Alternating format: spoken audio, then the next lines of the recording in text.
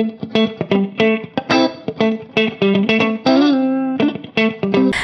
guys! Welcome back in my YouTube channel. So guys, in this video, meron akong na-collect na mga nabili. So una is like, sa Mushirt Mall ito, parang sports shop siya guys. So, meron akong nakita doon na Brooks na shorts. So, ito siya ba? Itong brand na to, Brooks. Tag 39 dirhams lang. So, una nakuha ko is a purple. Itong kulay na to, brown. I have the black, dark blue, and the last one is pink. Alam nyo, malululemon ako, di ba? Pero, parang, siguro na-bored ako ba? Tapos sabi ko naman, Brooks na siya, tapos mura lang, kasi naka-sale. Kunin ko na lang siya. Kunin ko na lang yung gusto kong kulay. So, meron pang 3 kulay na gusto ko doon. Pero, sabi ko, ang dami na kasi ginagamit ko pa din naman yung Lululemon ko. Parang i-add ko lang ba, para pa change. Ang gusto ko dito is yung, siguro yung, ano nito guys, yung ganyan. Ano yan siya. Tapos, lalo na pag meron ako, tapos bulky yung chan ko. Parang maganda ito ba? Hindi siya yung ibang, yung Garty Rice. Yan. Ewan ko, parang nagustuhan ko. And also, gusto ko kasi, ano siya, hayahay siya. Sobrang hayahay niya, guys. So, ayan. Gusto ko. Kaya ako binili. So, the next one is sa Sephora. Bumili ako, guys, nitong Super Goop Matte Sunscreen. Maliit lang binibili ko kasi, meron pa naman ako nito.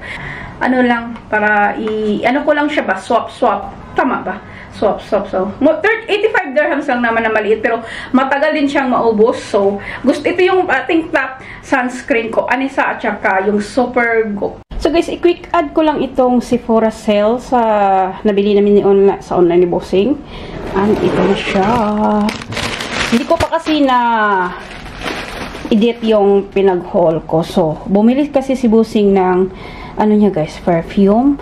So, bumili na lang din ako ng Pixie toner kasi naubos na yung sa akin.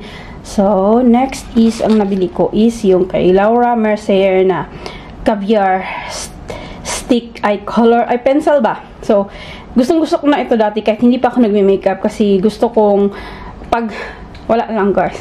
Ito na naman ako, sinasabi ko naman, gusto ko mag-eye cream, yung mga pencil lang ba pag mag-travel, charot. And then, meron kaming libreng, hindi naman libre kasi wala namang libre. Ayan, serum na, maliit lang to guys ha, nasa sachet lang, like, kasali sa pagbili mo ba. Ayoko kasing sabihin free, kasi parang binayaran mo din ito. Ito yung pinili ko at pangatlo is yung ito siya. So, mga minis lang ba para pag nag-travel kami, meron akong maliliit na madadala sa pag-travel natin. So, ayan lang.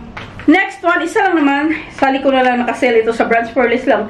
Yung MAC na pump, 3 dirhams lang kasi. So, binili ko. I know na hindi na ako nagme-makeup. Pero, sabi ko, 3 dirhams lang naman. And I know I don't have foundation.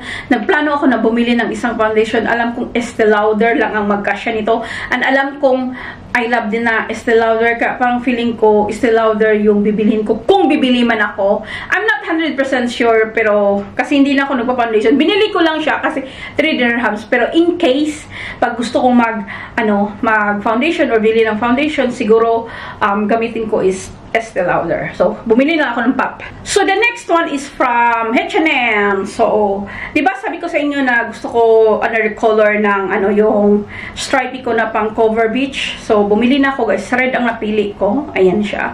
Kasi parang gusto ko yung kulay. Kasi merong blue doon pero walang, di ba stripe na yung plain na blue ba?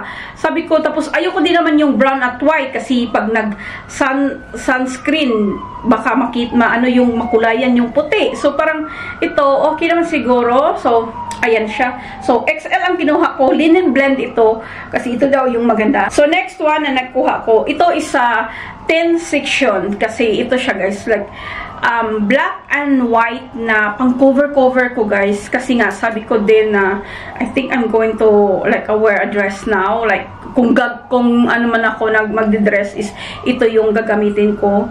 Meron siyang pag ganito, pero yung second ang third up kasi tatlo siya guys na tatlo. I think yung first lang ang iwan ko pag gusto ko siyang itay, matatay ko siya. I don't need naman itatay yung second and third. So, ikakat ko lang siya. So, mahirap maghanap ng ano. So, ito, okay na ako kaysa wala. Di ba naman nabili ako sa Zara? So, parang okay na ako dito. So, ayan, binili ko na lang siya. So, the next one na, ano ko guys, is Decathlon. Decathlon, yeah. Decathlon. Meron akong 4 na top for running. So, lighter color siya kasi yung meron na tayo is more darker. So, yung iba, meron, di ba marami na din ako, tapos hindi na siya nagkakasya kasi nagkalaman-laman ng kaunti. Pero I'm still active sa mga ganap ko, sa mga gyms, ano, kaikikan ko. So, ito siya. So, mura lang din ito, tag 59 or 39, 49, parang ganon, 49 ata. Basta ganon.